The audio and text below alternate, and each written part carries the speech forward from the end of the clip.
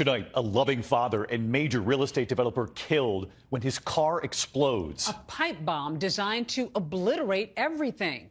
But could a fresh look at DNA change what we know about the case? An all-new 2020 starts right now.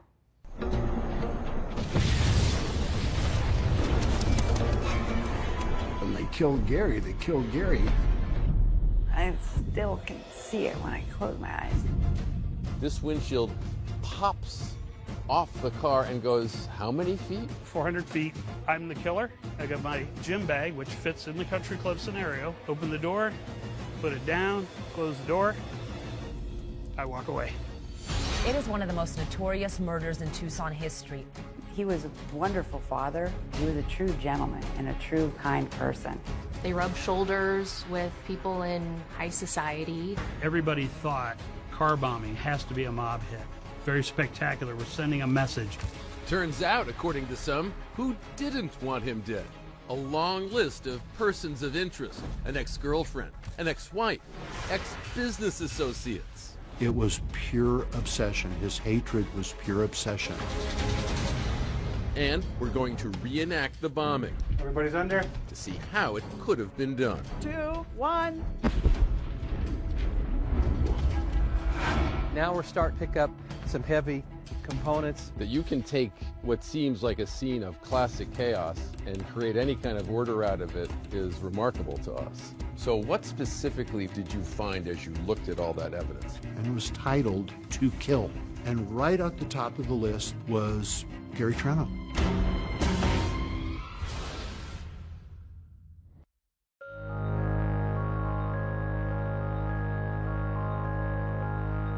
Welcome to Tucson, Arizona, or even on a sweet golf course like this one.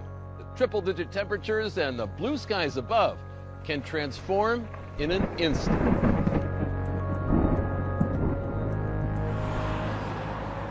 La Paloma Country Club is nestled in the Tucson foothills. It's absolutely beautiful. You can see the city, you can see the mountains. It's Jack Nicklaus Golf Course. Typical Friday, very busy golf day. Wednesdays and Fridays were gambler days. And so about 5:15, 5:20, I was standing at the bar, and all of a sudden there was this thunderous boom. I heard this huge bang, and I rushed over there, tried to see if there's something I could do. Okay, what's going on there? Okay, there's some kind of an explosion in the country club parking lot. I'm not sure. We have one of the victims has no pulse. They've begun CPR. I guess it's a massive fire. It was some kind of an explosion. The building shook. I'd never felt anything like that. I immediately turned.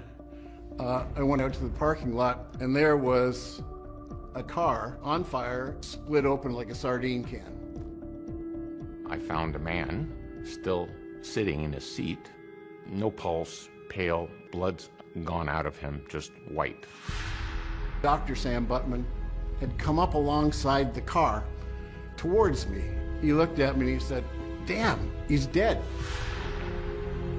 Ken Halligan knew who the dead man behind the wheel of the destroyed car was. He was a longtime member of the country club named Gary Triano. And there's a member, and he was playing with Gary, and he was sitting on the floor next to his locker, and he was just sobbing. They killed Gary, they killed Gary. But the question was, who killed Gary? And why would they do it in such a spectacular way? The blast had stopped Gary's gold Movado watch at 5:38 p.m. End of the line for a wheeler dealer who was unafraid to gamble on the golf course, or for that matter in the business world. And according to his lawyer, Ron Lehman, a man always ready to bet big on himself. Gary was a tall person who would command a room when he walked in. Dark hair, always had a nice suntan, always had a smile. He was larger than life. Starting in the 1980s, this former car salesman, he'd sought to take advantage of the population boom in Tucson by getting into real estate and land development and gaming on a Native American reservation. One of Gary's most successful projects was Indian gaming.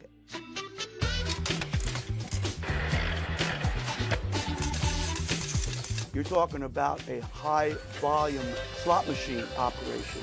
Gary's personal take was $1 million a month. Gary Triano was not shy about spending that mega money on the finer things in life. You know, limos, Learjets, even a yacht. He loved spending $25,000 a week on wine while he was cruising around the Adriatic Sea with his financing partners. Let's have a look at some of these. This one you were just telling us is very special to your heart. Well, this picture is because it was on my birthday, 16 days before he died. He was very kind and gracious and generous. That, too, was Gary Triano, a valued role model and mentor for his niece, Melissa Triano. As her uncle and later her employer, he was a figure of warmth and encouragement for her after a childhood full of hardships. What was it like for you, after all the experiences you've gone through, to really get to know this man and to come to respect the way he went through life? It changed my life. He was the only person that really believed in me and made me feel like I could, be successful with anything.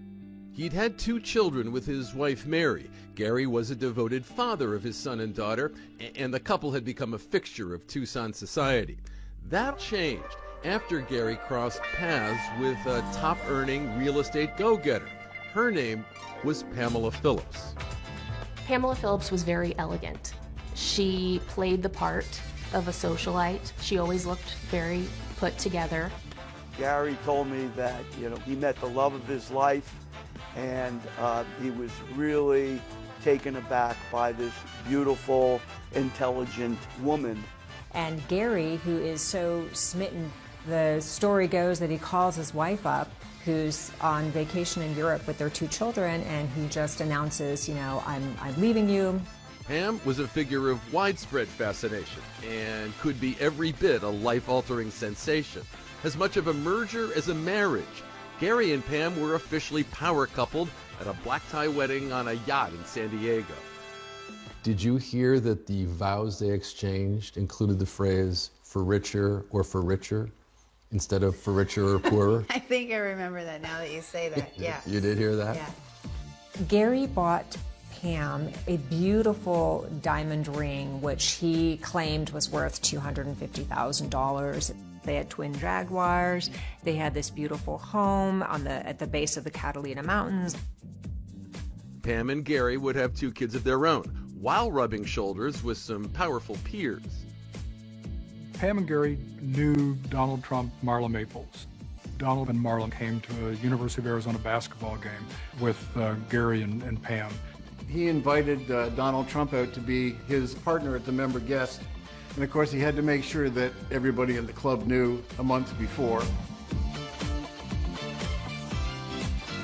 So, on that fateful day of November 1st, 1996, Gary Triano was approaching his 53rd birthday with a note of optimism, unaware of the big surprise that awaited him as he stepped off the 18th green.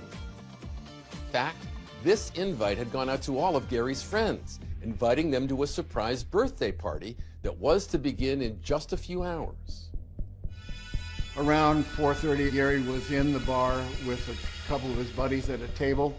One of the members actually walked up to him and actually said, "Happy birthday." I had no idea it was his birthday. Gary is walking towards his Lincoln Town car, and he's sliding into the seat, and he sees a blue canvas bag on the passenger seat. An early birthday gift left in his unlocked car by a friend, perhaps? Gary leans over to unzip the bag and...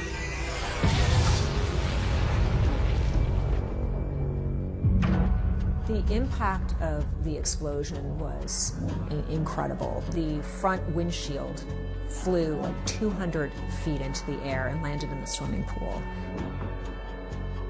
I'm at home, it's after hours, and I get a call from my sergeant, and basically he says there's been a car explosion at the La Paloma Country Club. Detective James Gamber was a newly minted detective with the Tucson Sheriff's Department, and he was brand new to homicide. This was his second case. When he arrived on scene, you could see the victim vehicle. It blew the car doors open, tore the roof off the car. Gary's body is still in the driver's seat. When Melissa Triano heard there had been some sort of incident with Gary, she immediately rushes over to the country club. So what do you remember feeling as you were running towards the car? Just panic, just shock. I didn't think it was real. The whole top of the car was gone. I still can see it when I close my eyes. Immediately, cops were asking who could have wanted to kill Gary in such a spectacular fashion. They would quickly learn a lot of people. Was it to send the message, don't ever mess with us?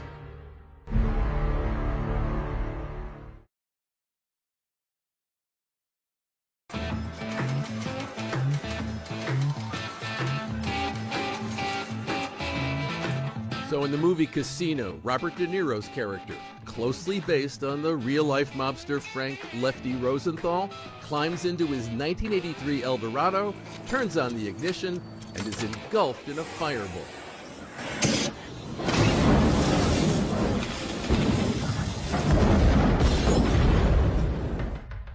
A bombing sort of has mafia written all over it.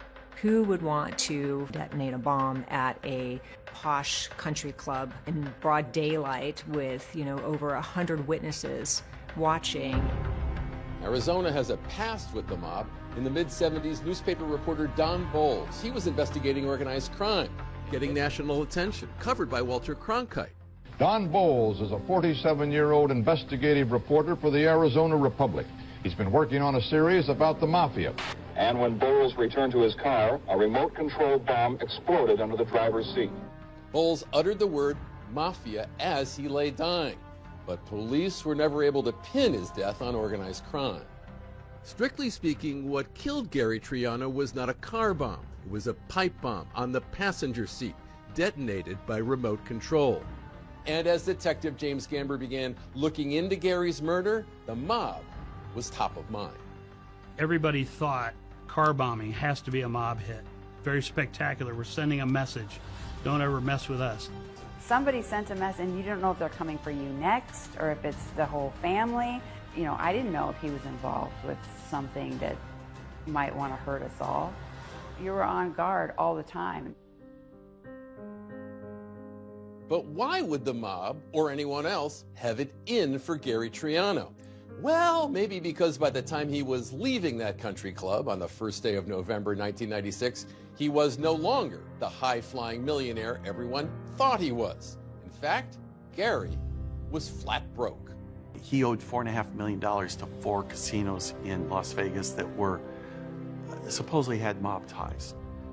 Gary had owned chunks of undeveloped real estate. He'd invested in a radio station, even financed this misbegotten movie, The Mafu Cage, starring Lee Grant, Carol Kane, Will Geer, and an orangutan. Isn't he too big for her to handle? No, he's not. Normally, yes, perhaps, but he's very gentle. Did you ever see your uncle's movie? Oh my gosh, yes. In fact, I had a horse once and I named it Mafu. And we joke about it still because that movie was just horrible. It was horrible. But it wasn't movies like that, or real estate, that was making Gary rich. It was Native American gambling. He was making millions until he wasn't. The Bureau of Indian Affairs threw him out of the administration of that contract. Gary personally lost $1 million approximately in monthly income. So suddenly now he's at a zero income, but his expenses and his lifestyle, continued. These things were happening during the real estate recession, so things hit the fan at once. Investigators set their sights on Gary Triano's financial dealings because he owed large sums of money to a lot of people. There were any number of suspects that the Sheriff's Department was looking at. There were Chinese investors, there were Mexican investors, there were mafia investors, all of whom Gary purportedly owed money to. It was a house of cards that was crumbling fast. He was promising investors, collateral on property that he didn't own. He was promising Mexican investors money that he didn't have. had that gambler mentality, so he was quite a challenge to manage as a member. I constantly chased him financially. He was very good at tipping, but not very good at paying his bills. And at one point, Pam got a phone call and picked up the phone and heard on the other line a threat from one of the investors saying, you know, we don't get paid, we're going to kill you. Gary became extremely paranoid, and he starts to sleep with a loaded gun in his bed. By the 90s, Gary was on the hook for $27 million. He'd run out of time, he'd run out of ideas, and declared bankruptcy. When Gary ran out of money, his marriage started to disintegrate. Pam had sort of had enough. She had married this man who was worth millions, and now he wasn't. So Pam's done, and she files for divorce, and she flees, and she heads off to Aspen with her children. A bitter divorce and financial ruin left Gary scrambling to stay afloat.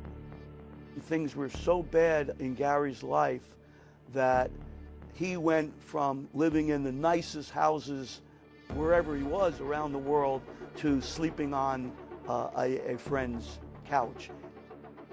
One of Gary Triano's friends from high school met with Gary Triano the day before he died. Gary was trying to get him and his father to give him a $50,000 loan. His friend described him as anxious and desperate. That loan never happened, and tomorrow never came. That summit to plummet journey meant it wasn't even his Lincoln Town car that Gary had driven to La Paloma that day. He'd borrowed it from a friend to keep up appearances. And before Gary was even buried, Detective Gamber already had a long list of persons of interest. We monitor the funeral, as morbid as that may sound. Who shows up, who didn't show up, who wasn't appropriate, who was appropriate. It was a good way to see who should we go talk to. And Gamber noticed one particularly interesting absence. Pamela Phillips wasn't at the funeral. She was conspicuously absent. But based on the acrimony and the separation, that didn't really surprise us. But associates of an eccentric billionaire say he had reasons of his own to want Gary Triano very dead. He had the capacity and the resources and the henchmen, if you will, to construct the kind of bomb that blew up Gary Triano. And this doctor claims he saw a kill list written in that man's daily plan. And it was titled "To Kill," and it was numbered. And right at the top of the list was Gary Triano.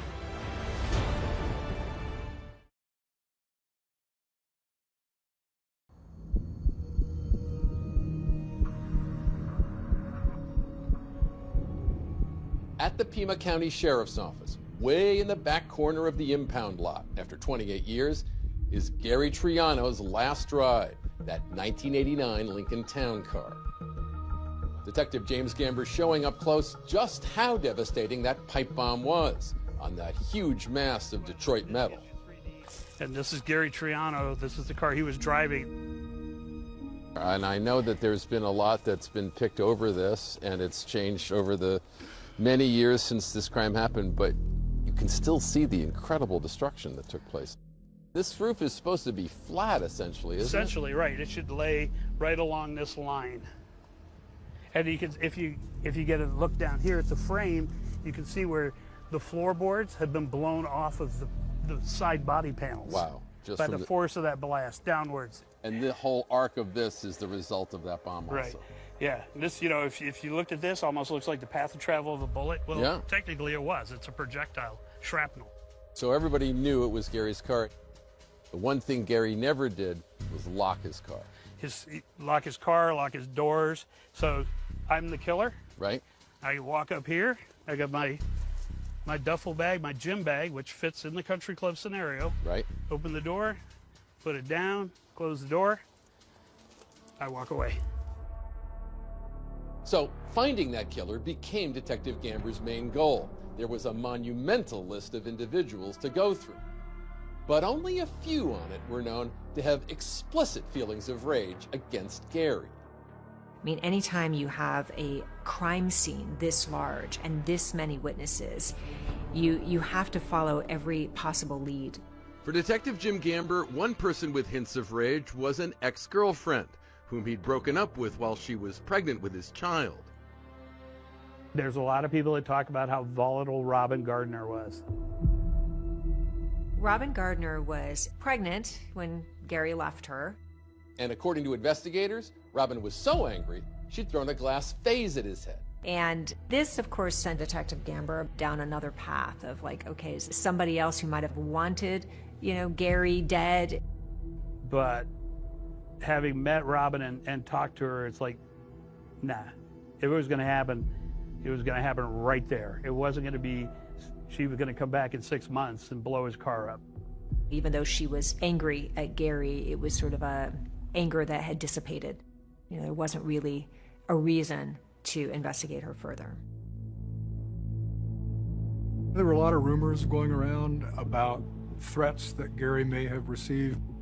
A lot of the early focus was on people that invested, and then Gary lost the money. There was no shortage of them to check out. When Gary went bust in May of '94, he left $27 million worth of creditors holding the bag, and that was including those Mexican and Chinese investors. Investigators were able to clear all of them. But there was a man who not only got stiffed by Gary Triano, he got humiliated by Gary too, a Tucson trustafarian named Neil McNeese. Neil McNeese was, by all accounts, a billionaire by inheritance. He was sort of a trust fund baby, if I could use that term, and he had a lot of money. His own Learjet, I think it was, traveled a lot. He even had his own personal doctor, Lawrence D'Antonio, accompanying him on his travels. My job was to keep him alive. He was a terrible drug addict and an alcoholic. He became acquainted with Gary Triano. They probably frequented the same clubs or things of that nature. And Neil McNeese was somebody who had a lot of money to invest or spend on people. According to investigators, Gary Triano had approached Neil for $80 grand to invest in him immediately. But McNeese wanted collateral for his $80,000 loan, and newly divorced Gary had just the answer. So Gary Triano gave Neil McNeese Pam Phillips's supposed diamond ring that Gary represented was worth $250,000. About 5 days later, he goes to his jeweler who tells him, "You're the proud owner of a ring worth about $7,000. It's a cubic zirconium." And Neil went crazy. Went crazy in the jeweler shop, went absolutely crazy. And so Neil McNeese did not want to be taken as a fool. And so it was said that he had put Gary on a kill list. It was titled "To Kill." Right at the top of the list, the day I originally saw it, was Gary Triano. And he never stopped saying, "I'm going to kill Gary Triano," from that day. And his former associates allege, along with his vast wealth, McNeese also knew the right people, people that had the capacity to make a bomb. The moment I heard on the newscast on my car radio that the victim was Gary Triano, I absolutely believed 100% that he was assassinated by Neil McNeese. What we could find out about Neil McNeese is that he was a lot of loudmouth, but very little follow through. Nothing to connect McNeese to a device. And if he killed Gary, that didn't get him his money back. And he wasn't so financially hit that, he was down to his last dime. So did he do it? Again, not a strong connection. So little hard evidence pointing to anyone for Detective Gamber. But then, out of the clear blue, Pima County receives a call from an out-of-state detective about an abandoned minivan some 500 miles away in California. It's crammed with stuff that has a name on it. That name is Gary Triano. But why?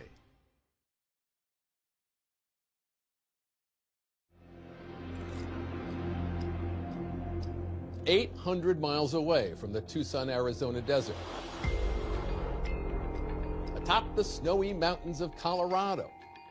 Two cases are about to collide, and there's a tantalizing new lead about to emerge thanks to a fraud investigation by Aspen detective James Crowley into a local named Ron Young.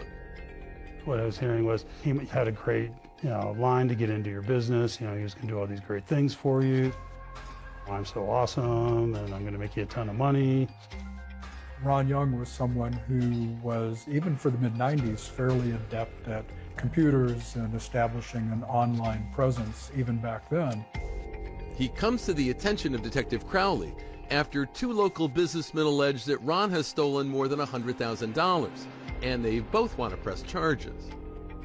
If Ron became your business manager, he would instantly want all the books, access to all the financials, which gave him an opportunity to transfer money out of your bank account to his own bank account, get credit cards issued in his name on your account. So Crowley gets search and arrest warrants and sets out to pay Ron Young a visit at his place on Snow Bunny Lane.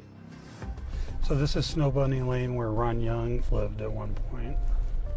On the corner with the carport was Ron's house.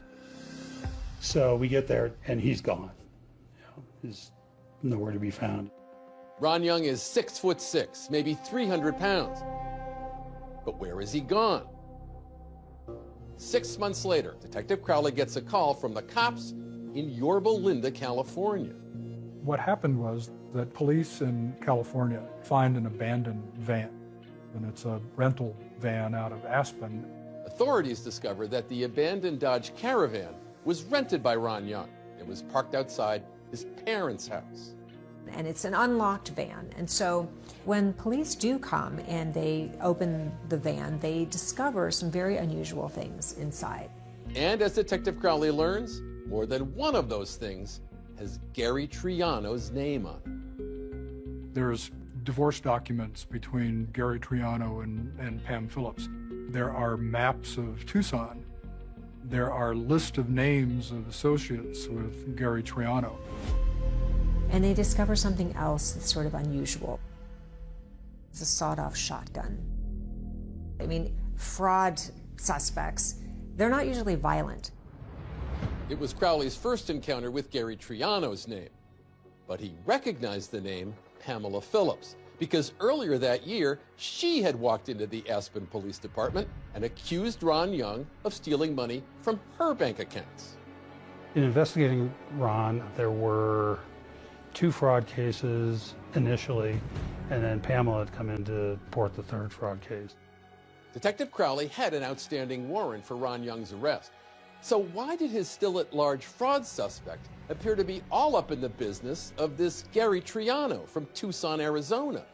Then came November 1st, 1996, and the morning after. I was sitting at my desk in the investigations office and reading the paper and saw the headline. It was the shocking pipe bomb murder of Gary Triano. And it kind of, when you get an adrenaline dump and you get that kind of metal taste in your mouth, and that's kind of what it was. And so Detective Crowley calls Pima County Sheriff's Department. And I said, here's what I have. You might be interested in this. And when Pima County gets this call from Detective Crowley, laying out the evidence retrieved from the van, especially those documents with Gary Triano's name on them, they finally have the connection they've been waiting for. So what was an Aspen fraud case now is firmly interwoven with our homicide case. Detective Crowley also hands over to detectives in Tucson a notebook from the van. Inside that notebook, a handwritten list of names, including Gary Triano's niece, Melissa. They brought it to me, and in that notebook was Melissa Triano, license plate Missy. My license plate said Missy on a black Corvette, and that was my car. So he had been following me, and it was terrifying. But now, no one can find where Ron Young is or get any answers he might have. And so the investigation into the identity of Gary's killer, it stalls for nearly 10 years. Until an expert enters the case who's got decades of experience. And that helps investigators with the identity of Gary's killer, from a painstaking reconstruction of the bomb itself. People think when the explosion occurs, everything goes away. Well, it doesn't.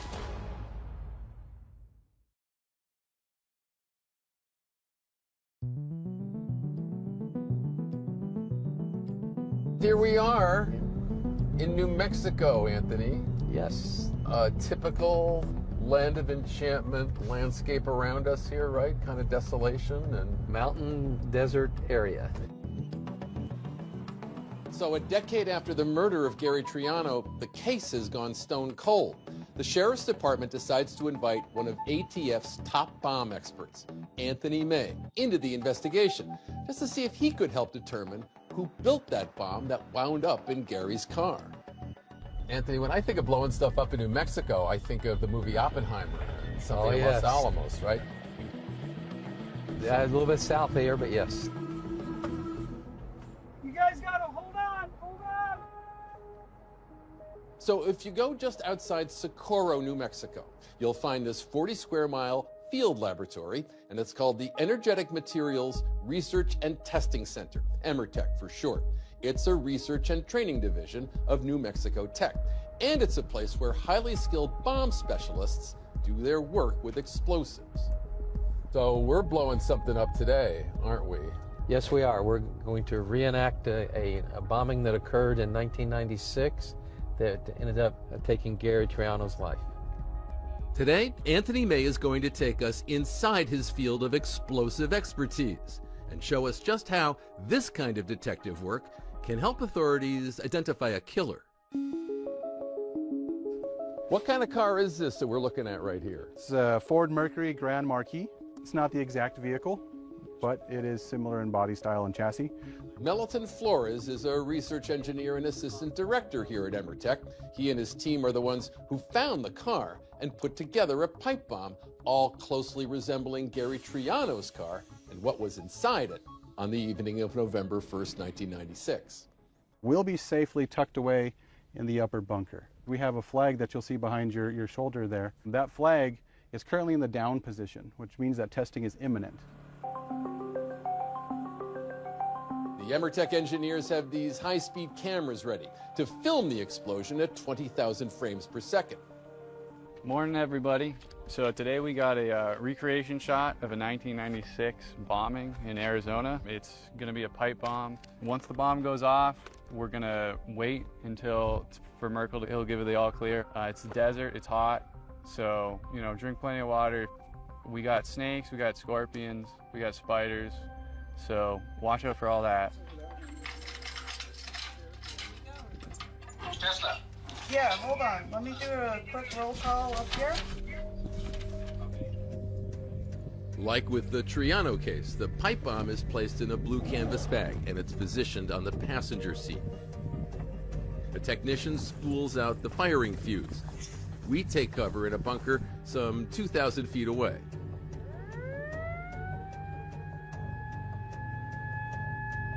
Everybody's under cover? All right, we're all good here.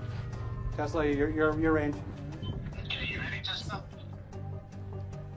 2, 1.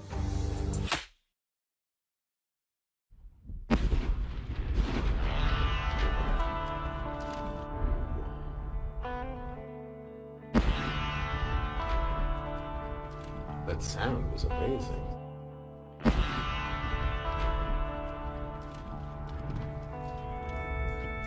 I think that could have been the back window that was flying out. Oh, is that right? Starting to see some smoke now. It's, I think, smoldering a little bit. Yeah, it looks that way. The car's on fire. Every bomb scene tells a story, and the debris scattered by this bomb is much like the debris that was scattered after the bomb that exploded in Tucson on November 1st, 1996. Debris gathered up by law enforcement that Anthony May would go on to analyze. So after the all clear, we move in for a closer look. It would be up, most of our is going to be up over that bridge. Well, we're going to walk into the blast scene. Now we're starting to pick up some heavy components, and now we're going to decide, is it from the car? Is it from the bomb? And what I'm seeing is car parts here, the door handle. As I can see already, the roof of the car is over here. Looking at the roof of the car, most of our fragments went straight up. Does it matter to you that it went straight up? It'll tell me the orientation of that pipe bomb. That you can take what seems like a scene of classic chaos and create any kind of order out of it is remarkable to us. That's the objective. Take a look at what the crime scene is telling you, what the evidence tells you, and then go from there. It is one of the most notorious murders in Tucson history. Opening statements. Back in 2005, it was Anthony May taking the fragments of that 1996 bomb that killed Gary Triano and reassembling the device, hoping that the process would offer some leads in a case that had grown cold. This is actually a picture of when Jim brought the evidence up to me. It's just kind of like a puzzle now. I'm trying to match pieces. This is the pieces of the pipe. So what specifically did you find as you looked at all that evidence? People think when the explosion occurs, everything goes away. Well, it doesn't. There's 95 to 99% of the device still there. It's in just different configurations. I was able to determine the size. It was about a 17-inch pipe bomb. So it took Tony May about a month to piece back together all the fragments of the bomb, and he showed us the reproduction he was able to construct. So somehow from all this material, you're able to recreate something that looks very much like what the actual bomb must have been. Yes. Is there any indication that Gary Triano would have seen that bag in the seat next to him? Well, he in fact did see it. There was a witness that said that he saw Gary Triano get in the car and then lean over into the passenger seat, meaning that the bomber was also somewhere close by with the remote control device, and when he saw him lean over the bag, that's when he initiated the device. And just like any puzzle, once the pieces start to fit together, there's a picture that emerges that would eliminate some suspects and start to bring others into sharper focus.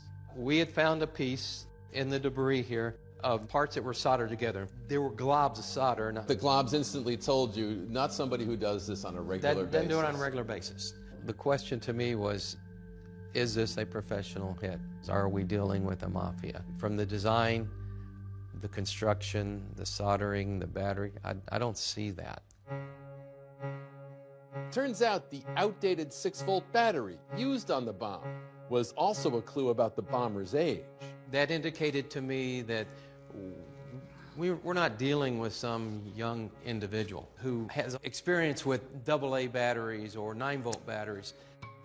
That it might have been an amateur building their first bomb, and that the choice of battery was suggesting an older suspect, excluded organized crime, and got authorities focusing on the man with the disorganized van, Ron Young. So the way the device was built fit Ron's profile. So it's just another brick in the wall kind of thing. And as investigators continued to build that wall, they are intrigued by the enticing link between Ron Young and Gary's ex, Pam Phillips. Were they more than business partners? And will unearthed audio recordings reveal whether Pam was possibly an accomplice in the murder of her ex-husband Gary Triano, or a victim of Ron Young?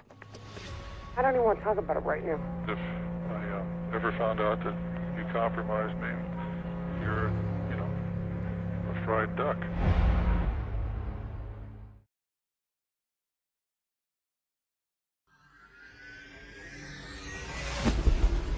It's a story about sexualized an audio tape and a sensational bombing. It was something that absolutely shook Tucson to its core. It was horrific. It was violent. I'm the killer. I got my gym bag, open the door, put it down, close the door. I walk away. The ex-wife, the business manager, the murder. How do they all fit together? Pamela Phillips was a socialite, a beautiful blonde bombshell. She was the quintessential trophy wife. Why would she have been so mad at him? Nothing went her way through that whole divorce, and she was furious by it. And so she's on the hunt for her next husband. She said, I need to find a husband that is worth $20 million or more. Finding them would be the real problem. Is it okay to talk? Yeah. Copy down what you need to copy in your own code and throw this away. To this day, I keep calling it the treasure trove of evidence. It was astounding what was there. If he was a real hitman, why is he not threatening her with her life or threatening her family, her kids? It's a sensational trial, complete with sex, money, and murder. It's summed up in one word: greed.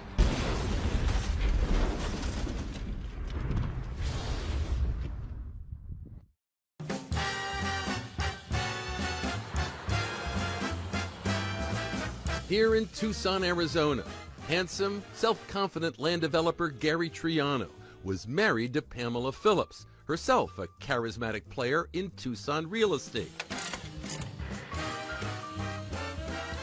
They were a power couple with expensive tastes and the assets to satisfy them. It was almost like the lifestyles of the rich and famous. But after the real estate boom went bust, Gary went bankrupt. Pamela began to realize maybe Gary wasn't all that he was cracked up to be. Like maybe there were little cracks in this armor here. Because Gary started to let her in on some things, like he's indebted to multiple people. Following their divorce, Glam Pam and their 2 kids moved to Aspen. I saw Gary as being somewhat downtrodden, somewhat sad. Sad he was losing his family, sad he had lost all his earthly riches. But ever the optimist, Gary felt confident he'd be on top once again soon. Until November 1st, 1996, when a car bomb blew his comeback and his car to smithereens in a parking lot just like this one.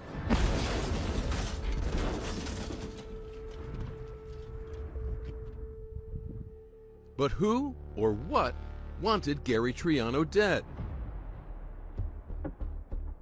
Despite Pam and Gary's bitter divorce, investigators could see no immediate connection between Pam in Colorado and Gary's pipe bomb murder in Arizona, until cops stumbled across that minivan in California belonging to Ron Young, packed with documents with Gary and Pam's names on them.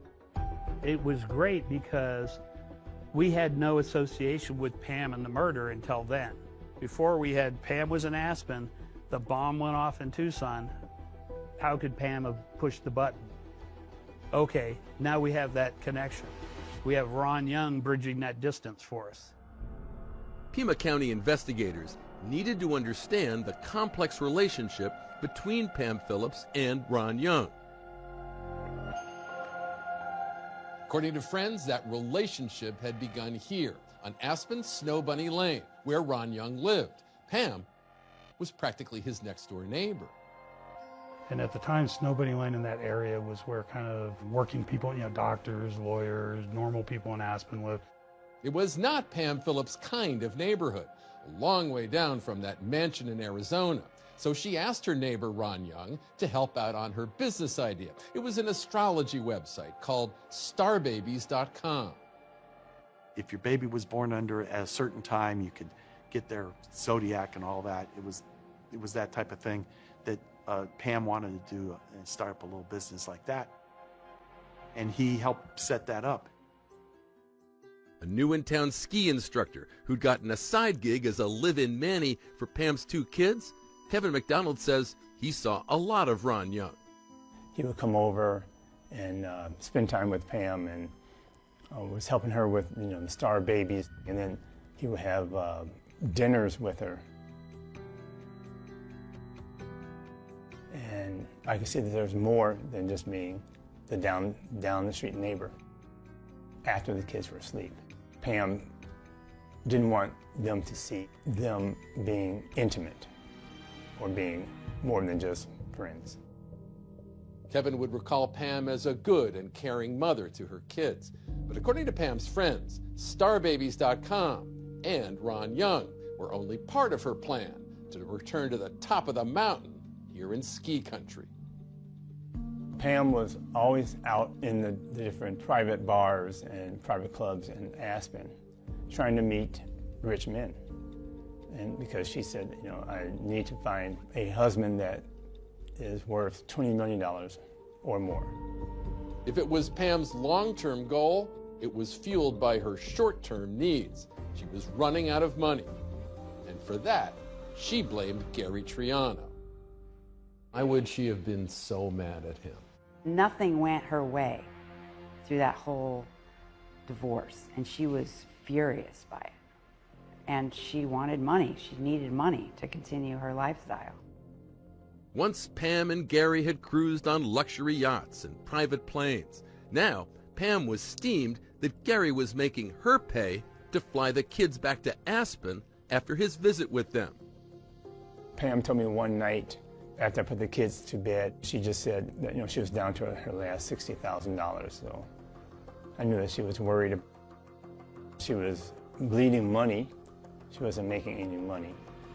Pam was convinced that Gary was hiding assets, so allegedly she asked Ron Young to find them.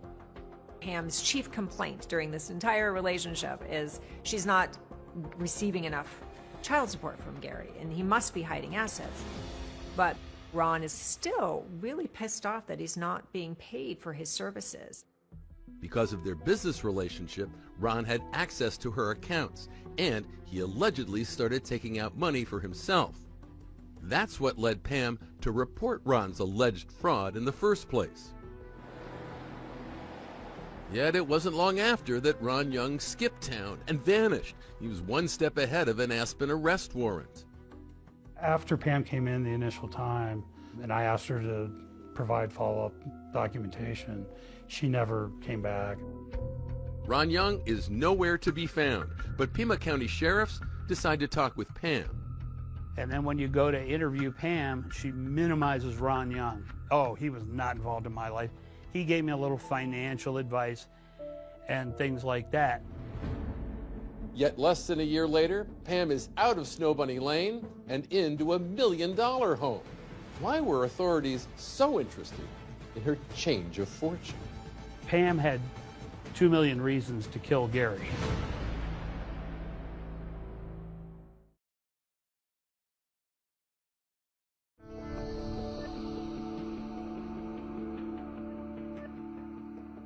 Pothole number 3. Allegedly, that's how the twice-divorced Pam Phillips referred to Ron Young, her sometime lover, neighbor, and business associate, in a note she wrote to her aunt. Ron was not her type. She was used to handsome, charismatic, wealthy men, and Ron was nothing like that.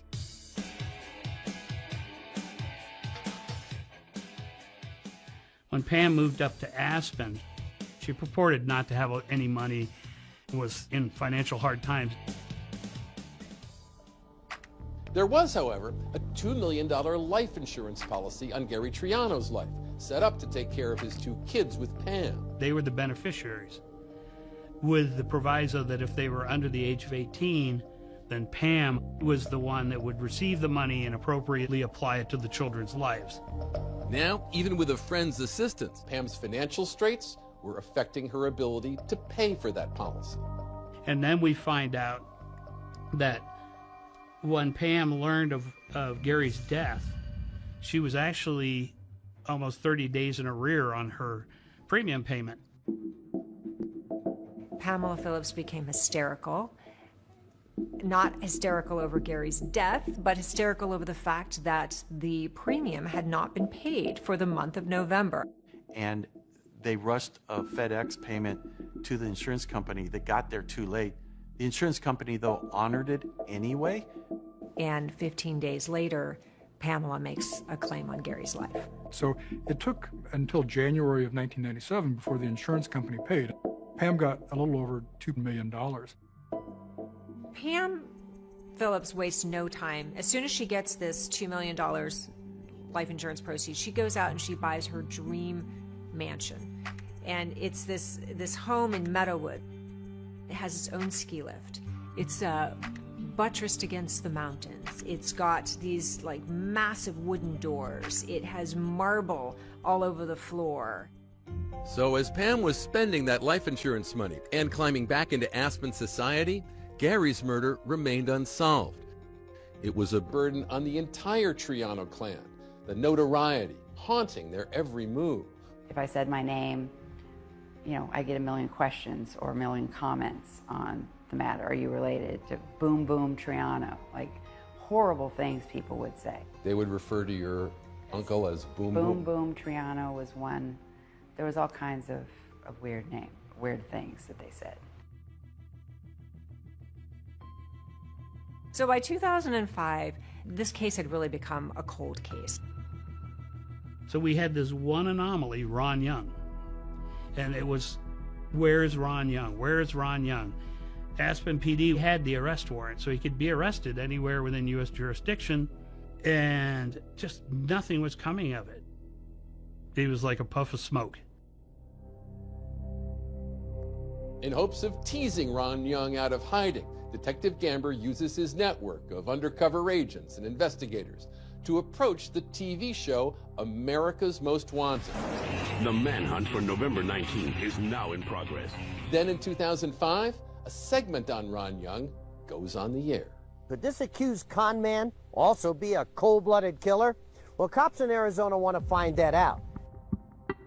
Right after the America's Most Wanted episode airs, it happens to catch the eye of a chiropractor in Florida whose patient is none other than Ron Young. So this chiropractor out of Fort Lauderdale, Florida, informs America's Most Wanted that not only is his patient Ron Young, but Ron has a scheduled appointment the very next day. And that's a huge break in the case, because now law enforcement, America's Most Wanted, they can all descend on Florida and make the capture. Sure enough, Ron Young shows up in time for his appointment. After his appointment, Ron is returning to his car when Broward County's fugitive unit makes the arrest. All of it captured on America's Most Wanted. Right behind your back. What's your name? Hey, man. I asked you your name. Ron Young. Authorities hold Ron Young on fraud and weapons charges because when Ron's apprehended, he's got a loaded Colt 380 semi-automatic gun in his possession. So now, detectives race to Florida to see what Ron Young might have to say about Pamela Phillips and Gary Triano.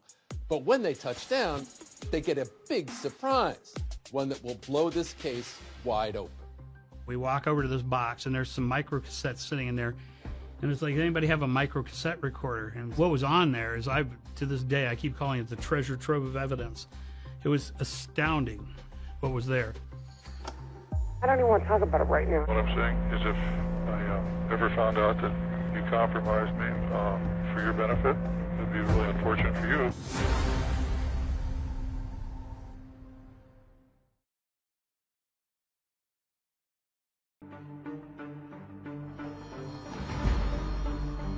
After being featured on the show America's Most Wanted, Right behind your back.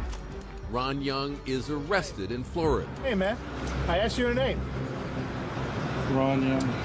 Crowley, it calls us and says they got him. So they start talking to Ron Young, and Ron says, sure, you can search my apartment. And yeah, you can search the storage locker I have. He gives them kind of an extraordinary gift. And it's like he's opening up his treasure trove of evidence for law enforcement. And what they discover, is a major break in the case. Among the physical evidence seized from Ron's properties, detectives find spreadsheets, FedEx receipts, thousands of email printouts, and letters that shockingly reveal Pam and Ron had been in contact the whole time Ron was a fugitive, even after Pam had accused Ron of fraud and minimized their relationship to police. I think the apparent connection between us is best kept at a minimum, she writes. I don't want to appear as too much of a helper, though you know I am. I love you and count on you. Pamela. So there was obviously more of a relationship than she was letting on. But then, as far as evidence goes, the coup de grace. We walk over to this box, and there's some micro cassettes sitting in there. And it's like, anybody have a micro cassette recorder? And so we pop one of the tapes in, we hit play. You sent my money yet? My principal. I am not going to keep sending you more and more money unless I know that you can honor our agreement. And it's Ron Young's voice and Pam Phillips's voice. We immediately turn the tapes off. We box those up immediately.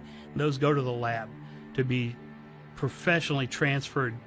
It takes months just for detectives to listen and catalog the dozens of hours of telephone conversations that Ron has secretly recorded. And the contents are stunning. I'm really happy that your 1.6 was tax-free. Just say yes. I will take the forward like it's been coming, and I'd like the balance of it as quick as possible. Yes. Yes, I want it all. I want it all. I want it all as soon as possible. We have no disagreement. You start to listen to the phone calls, and the next thing you hear is, you got your 2, I want my 4. Well, you have a $2 million insurance policy, and you have Ron getting $400 and some odd thousand in cash from Pam.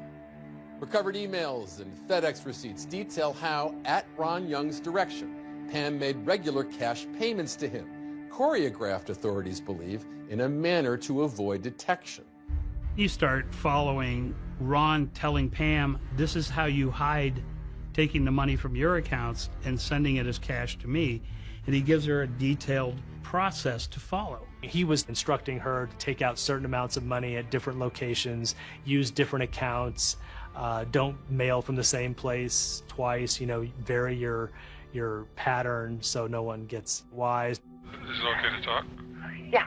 There's absolutely nothing that shows me having any contact since I left Aspen, or ever really. If you, for any reason, need to keep dates or numbers or anything else, obviously just transpose it into codes. For investigators, this game of subterfuge and these under-the-radar payments from Pam to Ron is starting to smell like a murder conspiracy. What he had on his computer was astounding. Pam was paying him on a monthly basis, and he had his own amortization table of the money Pam was paying him with the interest that was due, and it totaled something like $440,000. Armed with this new evidence, police get a warrant to search Pam's place, the Aspen mansion her slice of the insurance money paid for. In September of 2006, Pima County Sheriff's Department joined forces with the Aspen Police Department and surround her house, and they knock on the door and they say, we have a search warrant. Pamela answers the door and they tell her, we have a warrant to search your house, and she said no and closed the door in their face. Pamela Phillips is completely surprised by this. She tells the police, yeah, my lawyer's on the way, and the detective says, I have a search warrant. So they come in, and the way she describes it is like they're scattering across her marble floors like rats.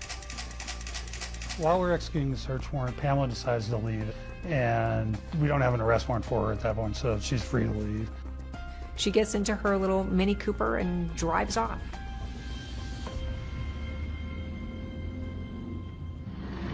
Meanwhile, after pleading guilty to firearms charges, Ron Young is sentenced to 10 months in prison in Florida. After his jail term, he's sent back to Aspen. He gets extradited to Aspen to face the fraud charges. And it's there that the fraud charges get dismissed. After the charges are dismissed in Aspen, we don't have enough to charge him with the homicide yet. So he is free, but he's on parole from the federal prison. Ron Young moves to his parents' house in Yorba Linda, California. So there's all this stuff that's coming together. There's the suspicions about the life insurance policy. Now we've got Ron Young, who's an associate of Pam Phillips, and all these things in the van in California, the names and a notepad of people associated with Gary Triano, maps of Tucson, receipts from a hotel in Tucson near where Gary was living at the time. After nearly 12 years, the police finally obtain arrest warrants, hoping to bring long-awaited justice in the case of Gary Triano. We're going to do a simultaneous arrest. We've already put surveillance teams in Aspen, surveillance teams in Yorba Linda. We hit Ron and we arrest him. We go to hit Pam and we do a records check on her, and we find out she flew out of the country to destinations unknown. She was gone.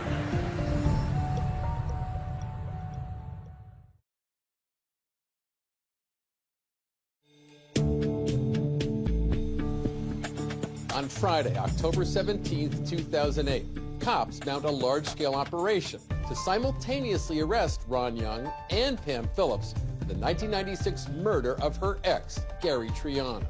We have the arrest warrant. We've already put surveillance teams in Yorba Linda. We've coordinated with local law enforcement. We hit Ron and we arrest him. We extradite him back to Tucson. But when it comes to arresting Pam, they have a rude awakening. Pam Phillips, we have every reason to believe, is still living at her house in Aspen. We go to hit Pam and we do a records check on her and we find out she flew out of the country. She was gone. Pima County investigators named Young and Triano's former wife, Pamela Phillips, as suspects in the case. They're still looking for Phillips and believe she may be out of the country. So we have to put out a notice with Interpol. So now the United States Marshals Service and the FBI become involved. Unbeknownst to police, Pam is in Europe, and she's leaning into the alpine lifestyle in a swanky lakeside town in Switzerland called Lugano.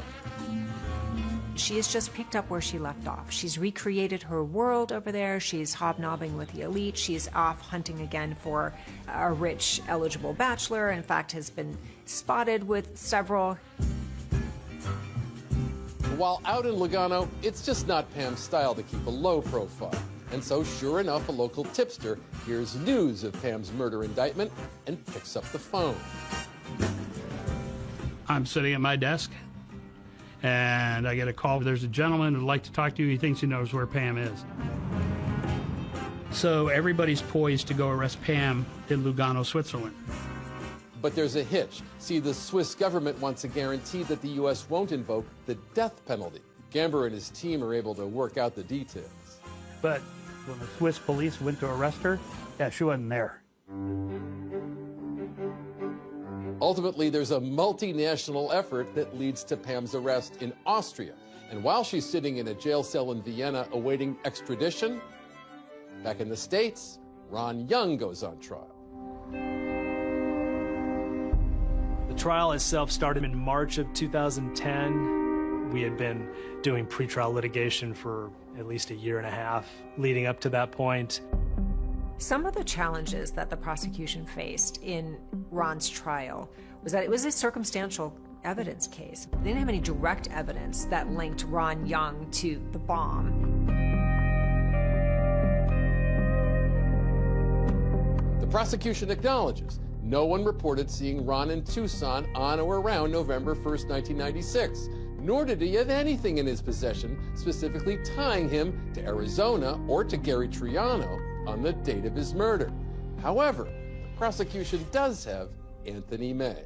My job was to determine what was used and build a reconstruction of the device, and then the device was used to present it in court for his prosecution.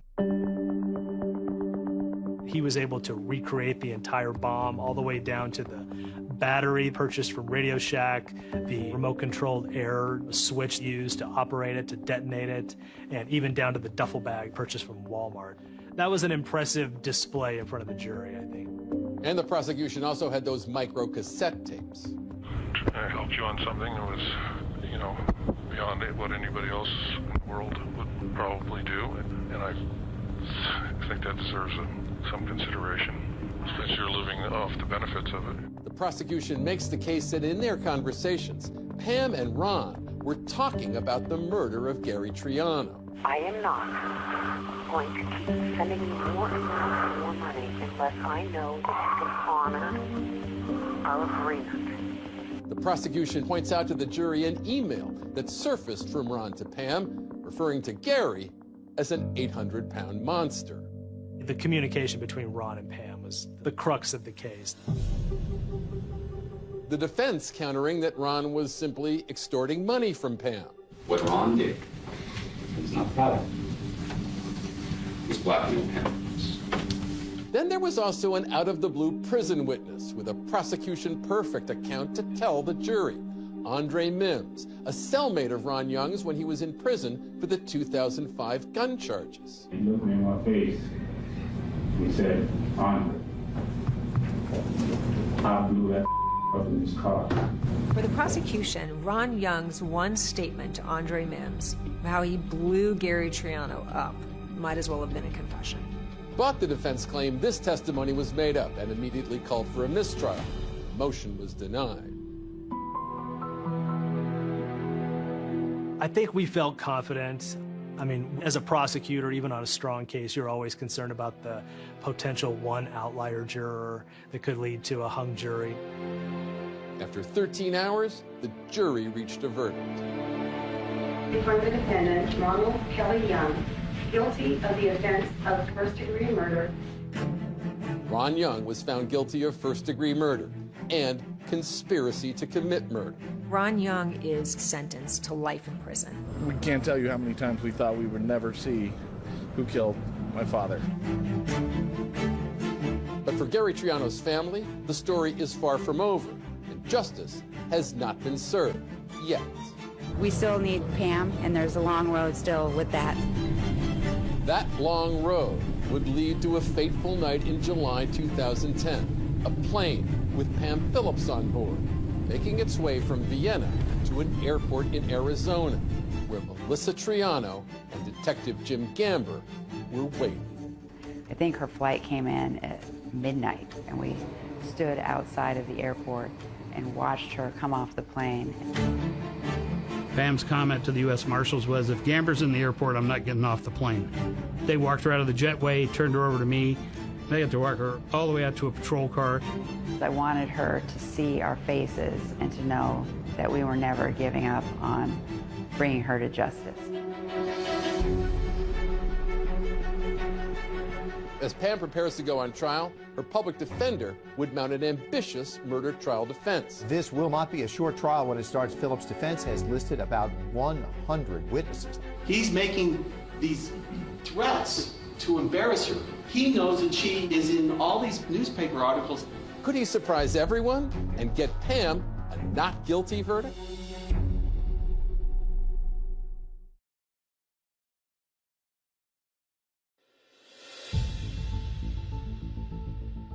Gary Triano had left his first wife to pursue Pam Phillips. Then, as a Tucson power couple, they lived high on the hog. Now, 17 years after he was killed, Pam Phillips was on trial for Gary's murder. For anyone who likes a sensational trial, complete with sex, money, and murder, this one was worth the wait. It has it all. The trial began February 2014. There was a ton of attention and anticipation. All eyes were on Pamela Phillips. I think it was probably the biggest case we've ever had. The Aspen socialite on trial for killing her ex-husband with a car bomb. Pamela Phillips maintains her innocence, but prosecutors say they can prove she's a killer. For the Triano family, this case represents the ultimate hope in finally bringing justice for Gary. How was that trial for you and your family? It was very difficult to sit through when photos or evidence was going to be shown that would be hard. I would get up and walk out. What made it imperative that you be there then? It was knowing the truth. Prosecutors argued that the main reason that Pamela Phillips orchestrated this murder on her ex-husband was the $2 million life insurance policy. The bulk of our evidence came from Ron Young, the FedEx receipts, the phone calls, the emails that Ron Young had saved. With records taken from that abandoned minivan in 1996, prosecutors argue how Ron Young closely surveilled Gary Triano's comings and goings, as well as those of Gary Triano's relatives, which included very specific details about Melissa Triano, who took the stand. The last line has your name on it again, correct? Yes. Melissa Triano. Just above your name, what does it say there? Corvette convertible niece. The prosecution then brings out a key witness, Laura Chapman, a former friend of Pam's, who recalls a conversation she says she had with Pam before Gary's death. She said that she should just hire a hitman, have him taken out, and that the insurance policy was a $2 million insurance policy. And she said it would just be really easy to do because he was so predictable because he played golf every day.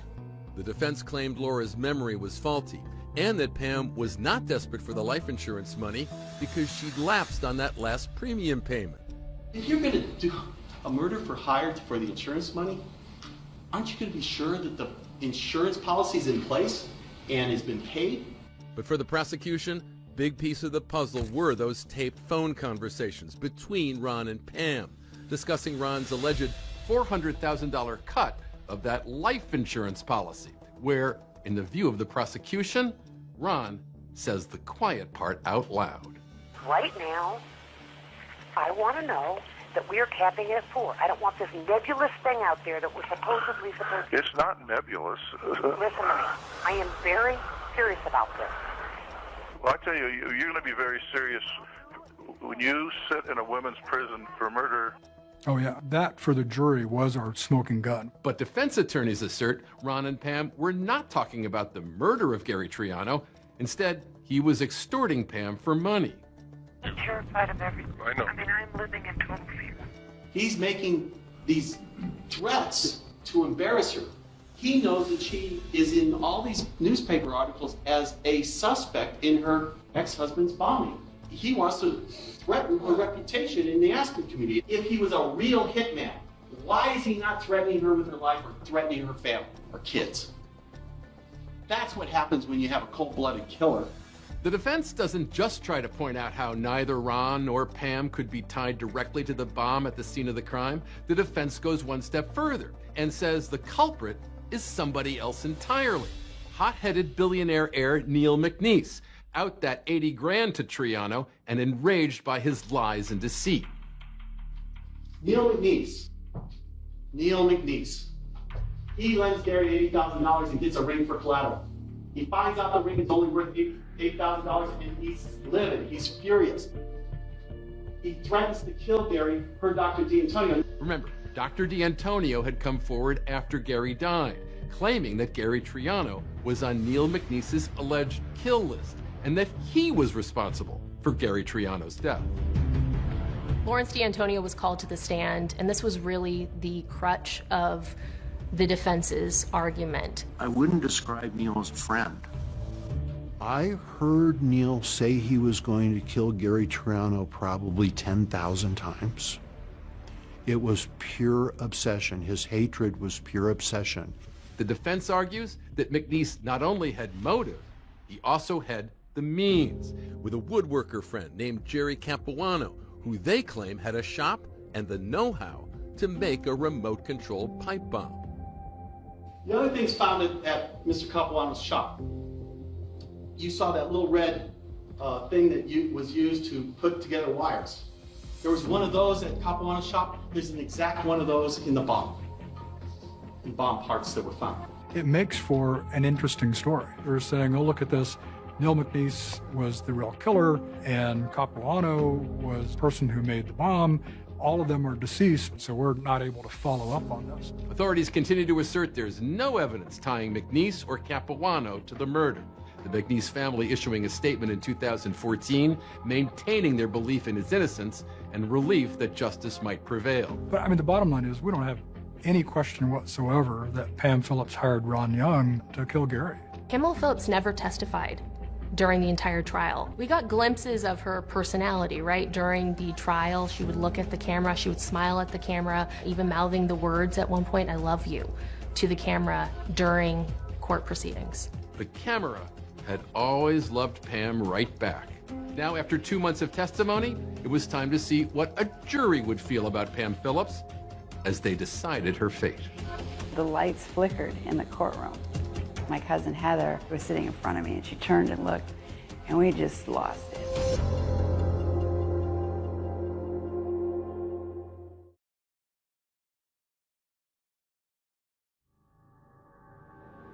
We're on verdict watch as jury deliberation continues in the Pamela Phillips murder for hire trial.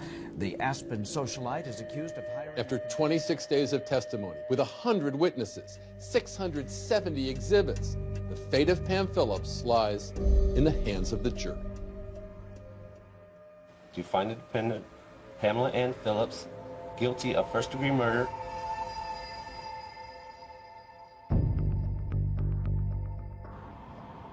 Quiet cries of joy and justice.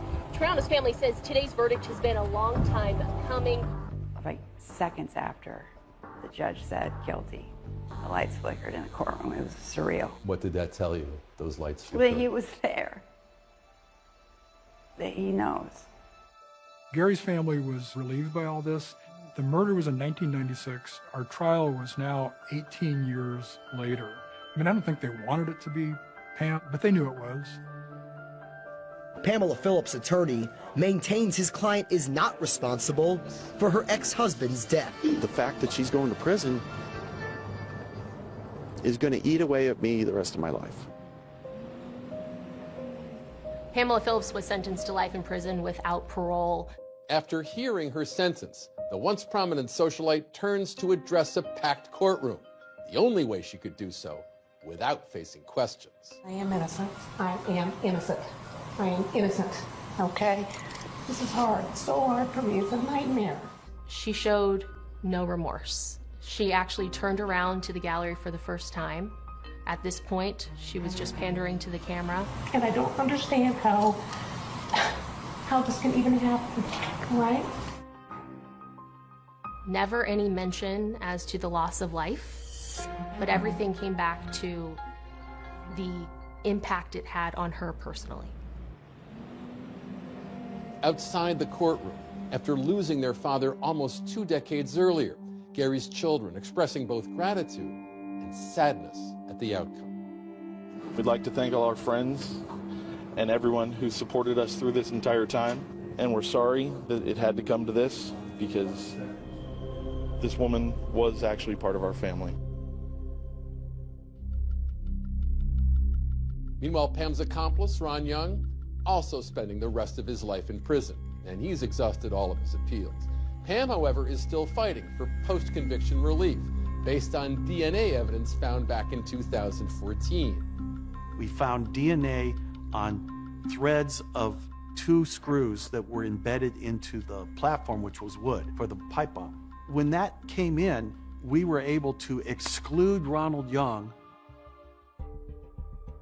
Pam's appellate attorney maintaining that new, more sophisticated DNA technology will prove that someone other than Ron Young and Pam Phillips murdered Gary Triano. Well, the next step in the process, we did file our petition for post-conviction relief. I'm hopeful that we can do some genealogical testing if we can find the money to do that. They get better DNA that come back and tie to Jerry Capuano, then that might get her a chance for a new trial. Prosecutors stand by the verdict. They continue to say that neither billionaire Neil McNeese nor his friend Jerry Capuano were in any way responsible for Gary's murder. Where I find fault with this is that they didn't submit Gary Triano as a reference sample. Now, whose DNA do you think is probably all over that scene? How do you buy screws at a hardware store? You don't buy screws that have never been touched by another human being. So finding some lone DNA profile and a blast debris doesn't impress me.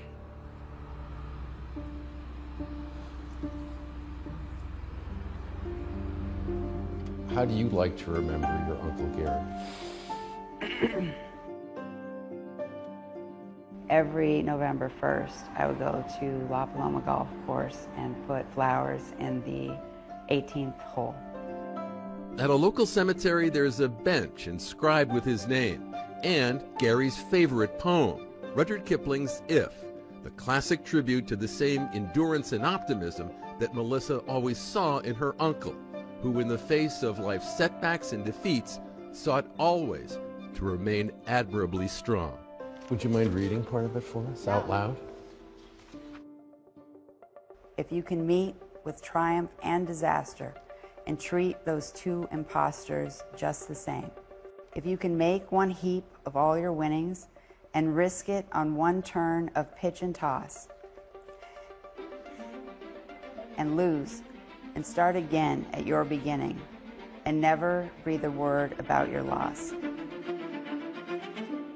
And that's just how my uncle lived.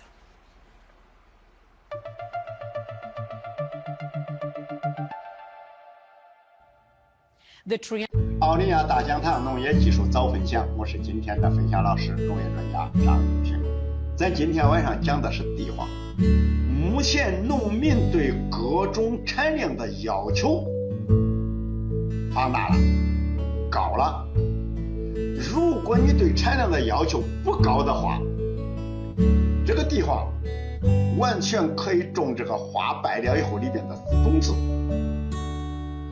这个种子是比较小的，种子和那个白萝卜丝儿、辣萝卜丝儿比那个小的多，但也是圆的。这个花开了也是会结籽的。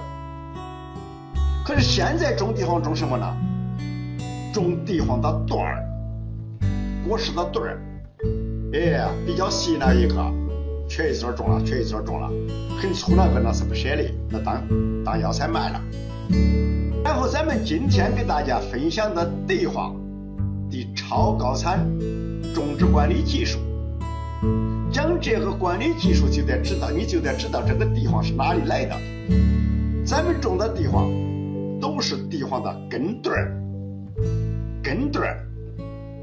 种药材的种植有种种子的，有种根块的，有种根段的，有种枝条的，各种各样都有。这个种什么是按照这种植物的繁殖途径决定的。繁殖途径，你像地黄、山药现在种的也是根段，把山药结一撮种到地里边了。但种这个根段的目的是为了让多结山药，让山药长得大一点，提高产量。那么种这个根段之前嘞，他种的是那个山药那个尾巴。其实山药的尾巴是说的话，语言是这样说的，真正不是尾巴，真正是什么呢？真正是脖子。把山药的脖子上半撮细种到地里面了。种上半撮之前嘞，那就是种种子，山药的种子。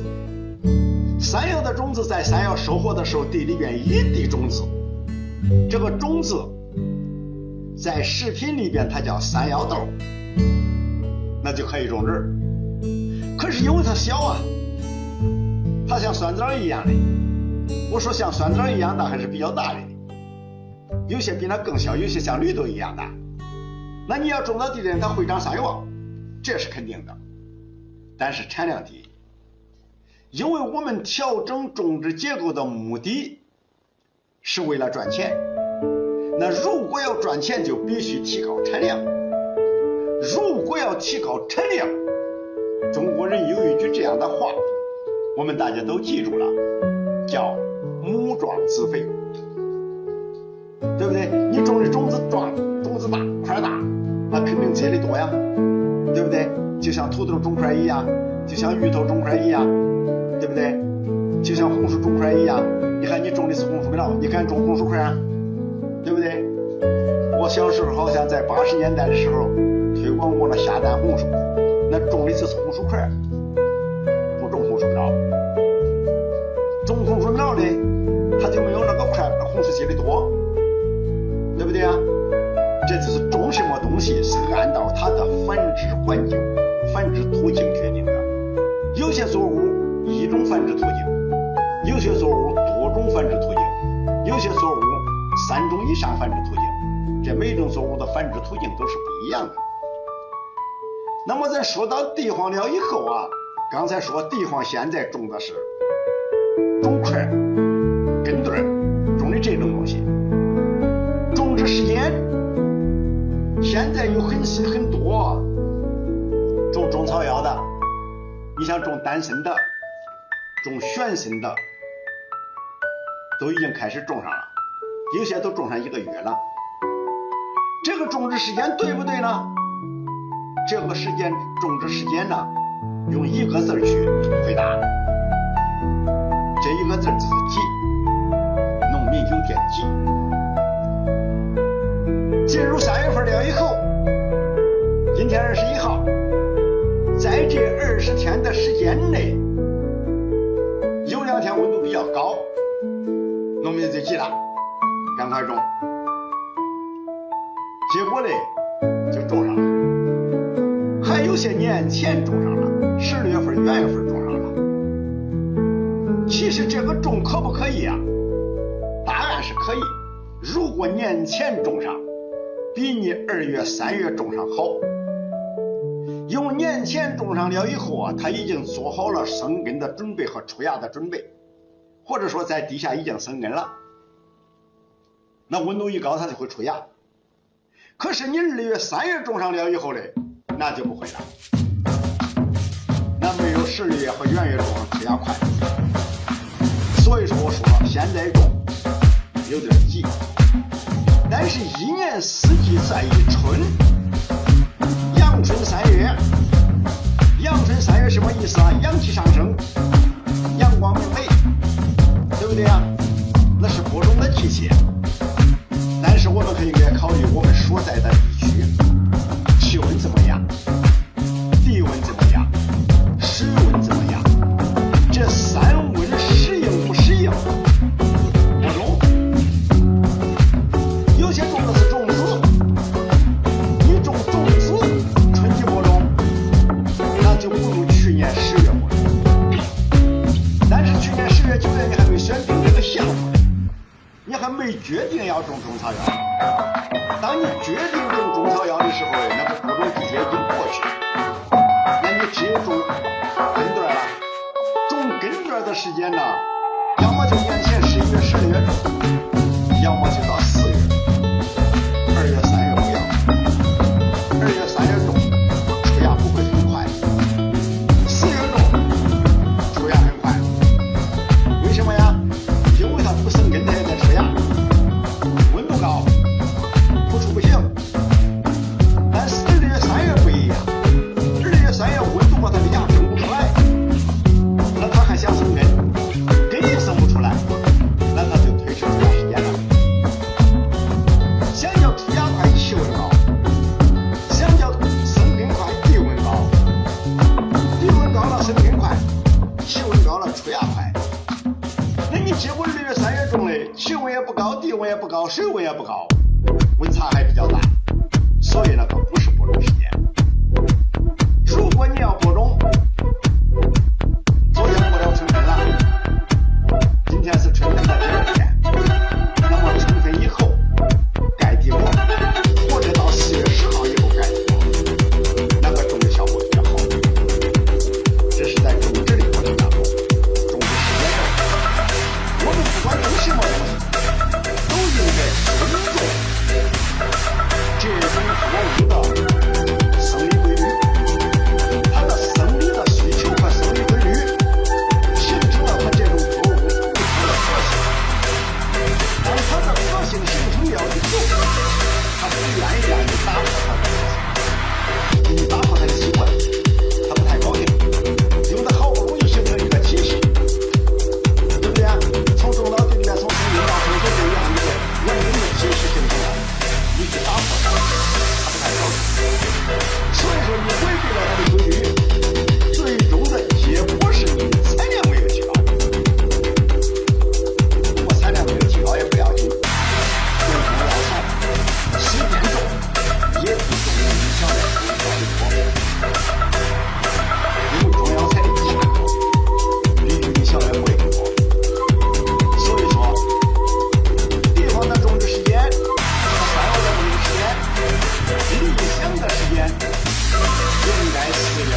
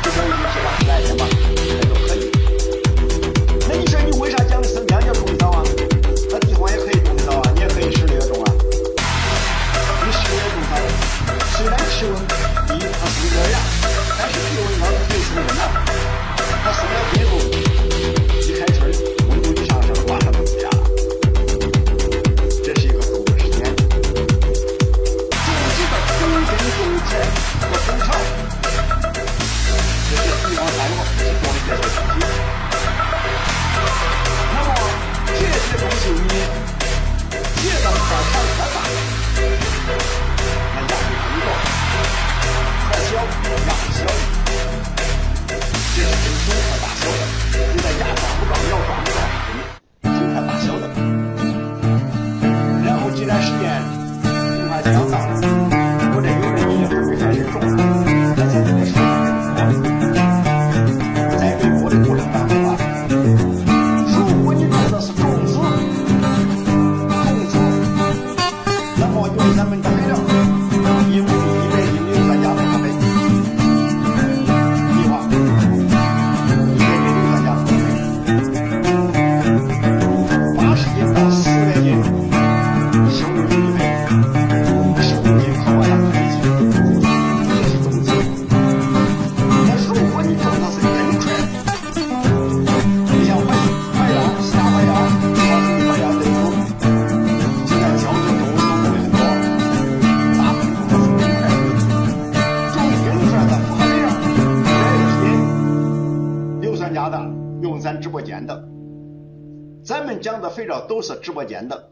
如果种的是中块，2袋是160斤硫酸钾肥料，然后用2袋子的生物有机肥料，这2个没法了啊。第3个，你可以用10袋子生物有机肥料，可以用1袋子复合肥料80斤就可以了。如果你用15袋子以上的生物有机肥料，复合肥料不要用，够了，1亩地。这个是怎么计算出来的呢？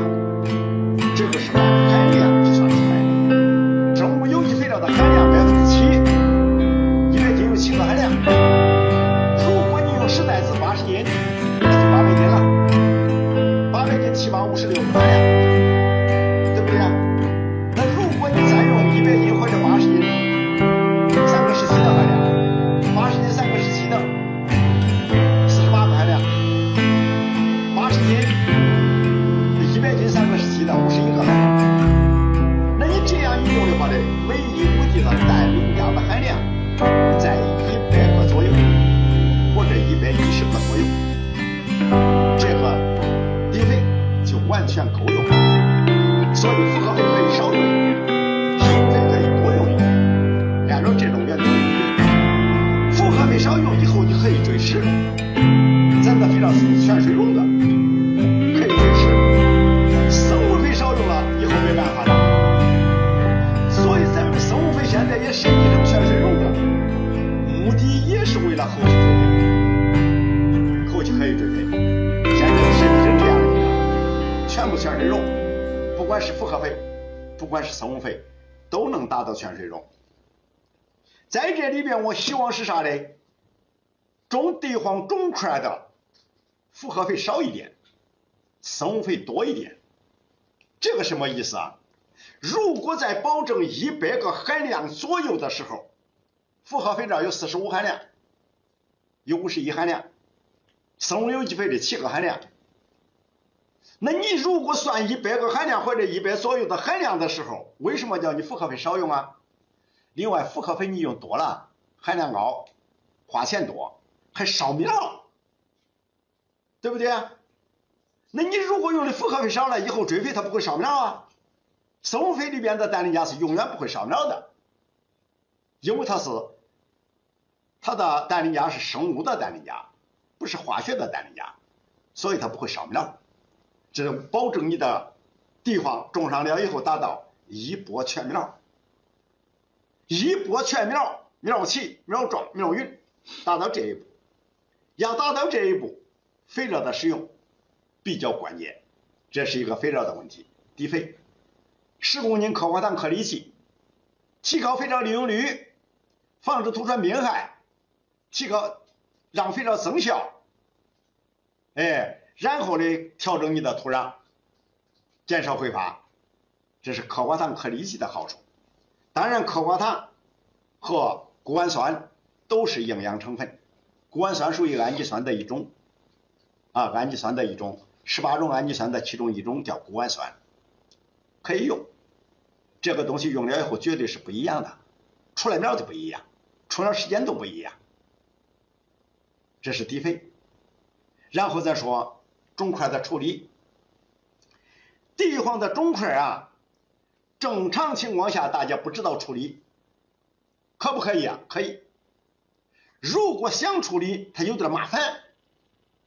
咋麻烦了？就你这个肿块，你缺一撮搁到地里边了，缺一撮搁到地里边了，就种上了，对不对？那如果处理，你都得把它缺的一撮一撮的，然后呢，用煤天箩泡一泡，这样一来的，那就不用这样麻烦，哎，你也不用处理。如果你不处理的话，那你就可以咋弄啊？你就可以种上地黄料以后，充实10瓶煤天箩，大量元素水溶肥，1亩地充实10瓶，让它尽快的生根，尽快的发芽，哎，尽快生根，尽快发芽，缩短在地里面的孕期，这是一个比较重要的时间。重要的时间点就这样的时间点，种上地黄料以后，直接充实10瓶煤天箩。这个地黄种的深浅，一般保证在5公分深度就可以了。行距可以小行30公分，大行50公分，宽窄行，也可以等行30公分一行。株距一般保证25公分到30公分一棵就可以了。这个地黄的肿块啊和山药的肿块啊，大小我们农民控制的都比较合理，大的也没有太大的，小的也没有太小的，都比较合理。这就种上了。种上了以后，等苗一出来，10字叶够10字叶了，